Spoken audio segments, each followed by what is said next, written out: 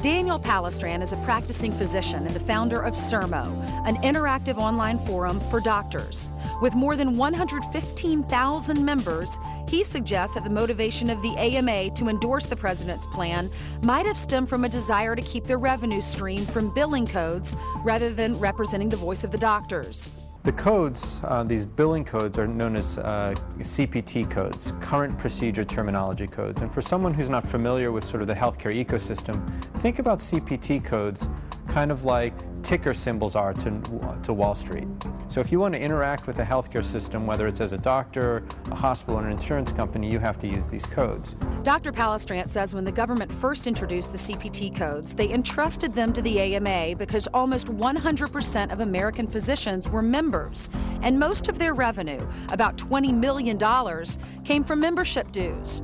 But once the AMA received sole proprietorship of the codes, their revenue grew to more than $300 million. At the same time, their membership was drastically declining. What the government did, perhaps without realizing it, was they created a government monopoly. The ramifications of that have been tremendous, because now what's happened is that the AMA is able to charge anyone who interacts with the healthcare system for the use of those codes. But I think it's been intriguing to all parties why the AMA endorsed this bill after less than 48 hours, why the AMA was willing to support a bill that clearly physicians are so against. And it is troubling that under this bill, the AMA's revenue from these CPT codes will explode. Even a former president of the AMA disagrees with the decision to back the bill. I believe this is a tremendous hurt to the AMA, the membership, because of their position on H.R. 3200. And what they need to do is get the policy of the AMA that protects patients and allows doctors to stay in practice. And when that policy is in a bill, then endorse the bill. We did try contacting the AMA, but they didn't return our phone calls or our emails. Perhaps to show he had more support outside of the AMA, on October 5th, the president invited 50 doctors to the White House Rose Garden, one from every state. I am thrilled to have all of you here today, and you look very spiffy in your coats. Soon after that meeting took place, this photograph circulated of a White House staffer handing out white coats to all the doctors before the president spoke. Dr. Eric Novak was set to be one of those doctors, but declined that invitation. That was, I think, an embarrassment for the profession.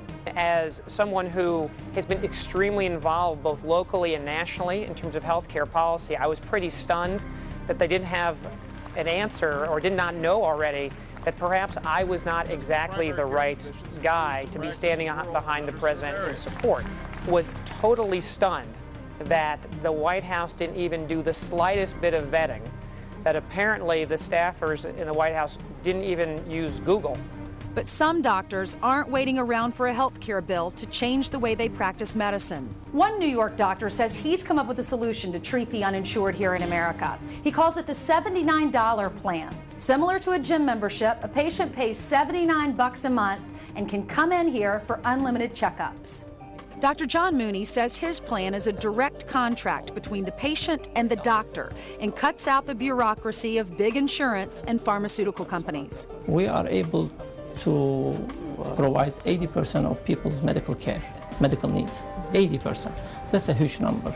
From minor surgeries to blood work, to medical exams, to preventive care, to physical therapy, to x-ray, sonogram, everything is included in the $79. Our message is loud and clear. We really care about the health care of the patients in this country. They don't, and we're not going to rest until they get this right.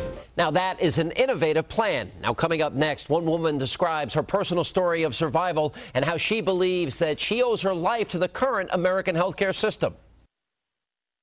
5 years ago, Maeve Rice had the same pressures of any other working mother trying to juggle her career and family. Then one day she was stunned with the news that she might have breast cancer. It was very hard. I mean, obviously I had little girls.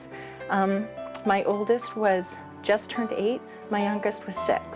So that's what you think about. Instantly, she went from wife and mother to, quote, patient. I went to Faulkner Hospital on a Thursday. The following afternoon, I received a call that, in fact, the biopsy had come back and I had breast cancer, and that it was an aggressive breast cancer, so that I needed to take care of it right away. So I immediately hung up the phone, called Dana-Farber Cancer Institute, spoke to a wonderful woman, said, I have cancer, I don't know what to do, I have little girls. And she set me up with Dr. Gulshan, who's a breast oncology surgeon. I had the biopsy on Thursday, I had the results on Friday, and on Tuesday I was in meeting with Dr. Gulshan. We've made it a policy that we want to see, women with a diagnosis within 5 business days. Even that sometimes is too long for the woman. Whenever someone comes in with breast cancer, the diagnosis is absolutely overwhelming for the person, for their significant other, for their children. I was somewhat prepared, but you just think about your children. I had a job to do, which was to take care of them and get better. So I was like a warrior. And she needed to be. Maeve's condition was serious. Maeve presented with what's called a multicentric breast cancer. So she had an invasive breast cancer that was in several areas. When we looked at the pictures on the MRI, there was more than actually one spot of cancer. Dr. Gulshan immediately operated, and Maeve began a long, intensive battle that would last for years. The people at Dana-Farber were excellent. They gave us a lot of support. My doctors were wonderful with the children. They came with me to a lot of appointments. My family was incredible. My friends were incredible. The neighbors, the community was great. So with all that support, I was really fortunate to be able to make it through the surgery, make it through the long treatment. I had treatment for about 1.5 years. And she was lucky. Right around this time, a new drug had become available, called Herceptin. What we know about Herceptin is that for women with this type of breast cancer, that it reduces the risk of recurrence by about half. And that has changed how we treat this type of breast cancer. While it was a curse to get the breast cancer, there was sort of the silver lining of knowing that they had this new wonder drug that was going to make a real difference in terms of preventing the reoccurrence. But at the same time, a public battle over the use of Herceptin was breaking out in the United Kingdom. I was excited to get it and thrilled that I had access to the drug. It is an expensive drug.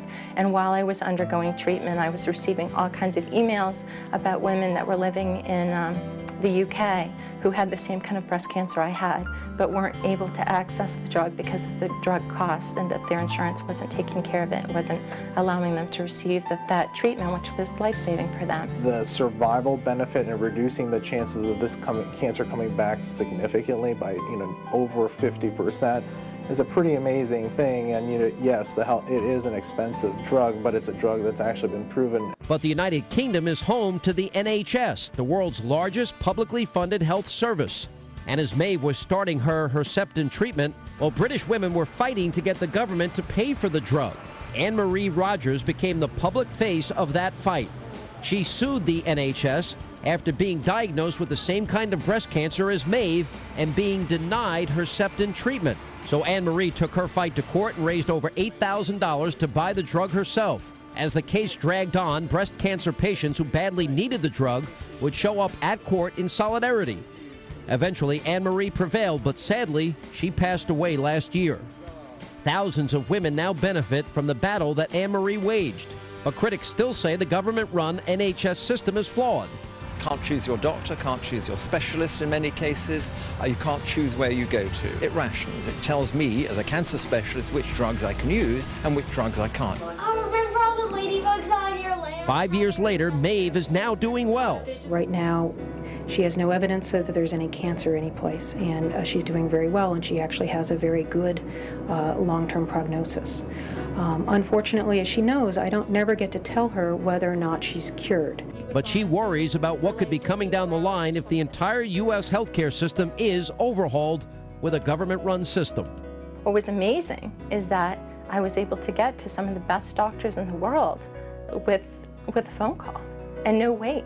And the fact that I could call Dana-Farber Cancer Institute on a Friday afternoon and be there on a Tuesday with an appointment, and 2 weeks later be in surgery with 2 physicians, it was amazing to me.